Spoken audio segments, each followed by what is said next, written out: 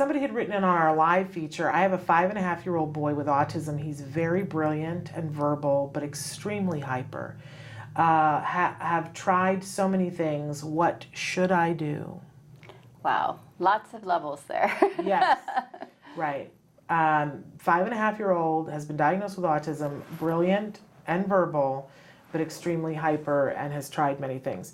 I would just say, have you looked at any of the studies about the correlation between hyperactivity and pesticides? Because the first one came out in 2011 showing that there was a direct correlation between hyperactive behavior and the level of pesticides in kids' urine. And now there have been additional studies to show that. And once you read about what pesticides do, it all starts to make sense. I mean, I honestly, before that 2011 study, did not understand pesticide. To me, it was like, well, that kills bugs. So it must be designed to kill bugs. It doesn't kill us. What's this organic issue? Why is it such a big deal, right? But the truth is that most pesticides don't kill bugs. They are neurotransmitter disruptors, is what they are. But that doesn't look good on a jar or on a spray can, right? And what they do is, you got a little itty bitty bug, right? So you spray the pesticide on, and the bug gets it in their skin, and it disrupts the message that goes from their legs to their brain. And first it makes their legs speed up, and so that they're moving so much that they don't concentrate on eating. That's what the pesticides do. And if a bug gets a certain amount of it, and it speeds up so much that the brain locks up, and then they're paralyzed and they can't move, so they can't eat. And that then they starve because they couldn't concentrate enough to eat.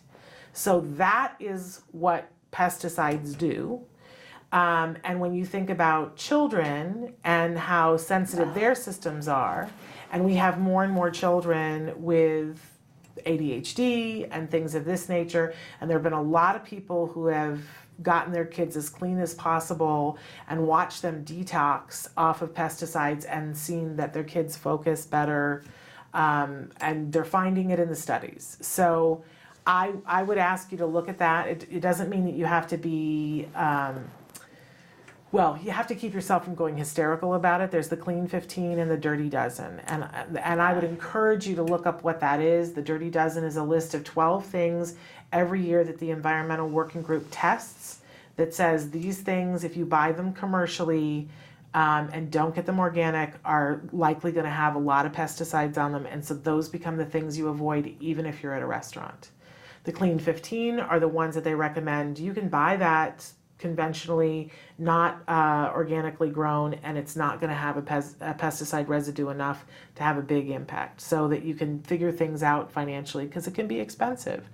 But this is a great time of year to go organic, and it's a great time in life to go organic, because even Walmart is carrying organic things. And organic doesn't mean that it's pesticide free.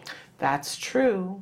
Or toxin free. That's true, but at least it will be less. Yes, it will be less. And anytime there is any kind of physiological manifestation of a behavior in that way, like hyperactivity, you can look at it from the autism point of view of being an executive function and not be able to regulate yourself. But I always say, does the child never stop for anything? Because if the child never stops for anything, something is actually wrong physiologically. If they're only stopping for certain things, that's an important then point. It's a behavioral point. Okay. And I've seen all those kids, because so many kids, previously you couldn't get the diagnosis of ADHD and autism together. Right. It was either one or the other. So we would have these kids come in with all these random single diagnoses depending on what doctor they went to. Right. But now you can. But now you can. And I've seen the kids in the past. There's not that many that are really ADHD and autism. Because, like the kids that are truly ADHD are the ones that don't stop for anything. Right. And then the ones that are like choosing, can't sit still in school, or things they don't like, that is where you come from the more behavioral point of view. And that's where ABA comes in.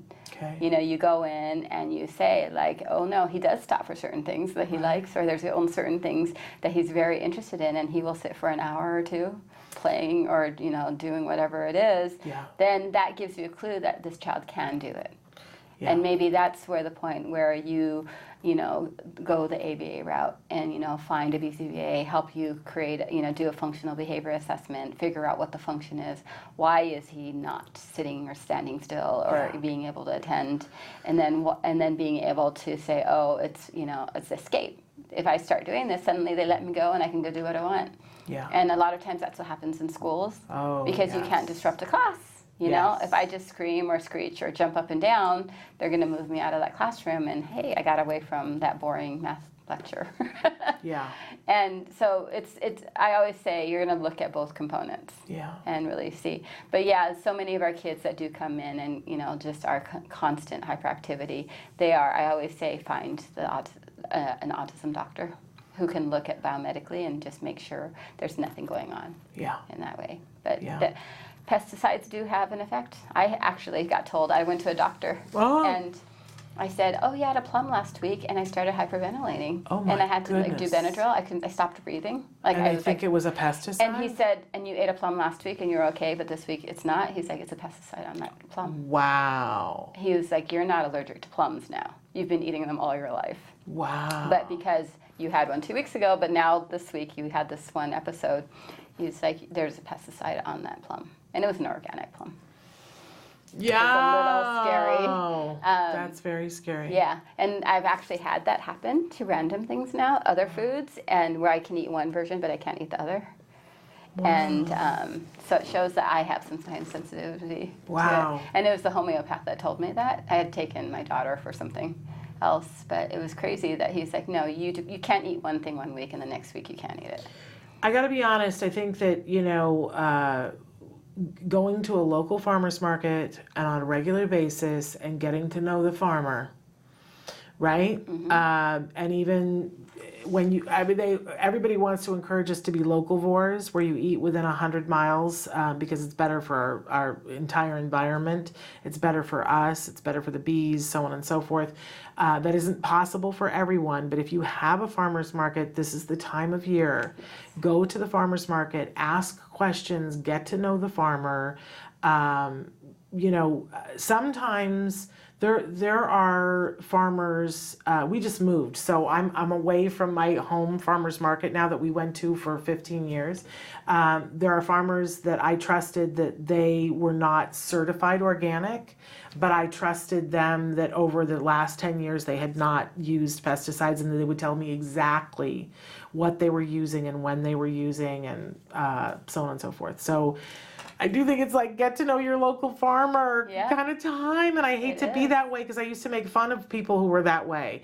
But when you see your health start to change and hyperventilate, my goodness. No, it was crazy. I stopped being able to breathe. I started wheezing right away, and I was like, what is going on? Yeah. And when he told me that, I thought, wow, this is all the things I read about in my autism world. Yeah. And that was like the first time it actually hit me. Ooh, that's scary to me. Hey, thanks for watching Autism Live. To subscribe, click here. And if you'd like to check out some more of our videos, click here.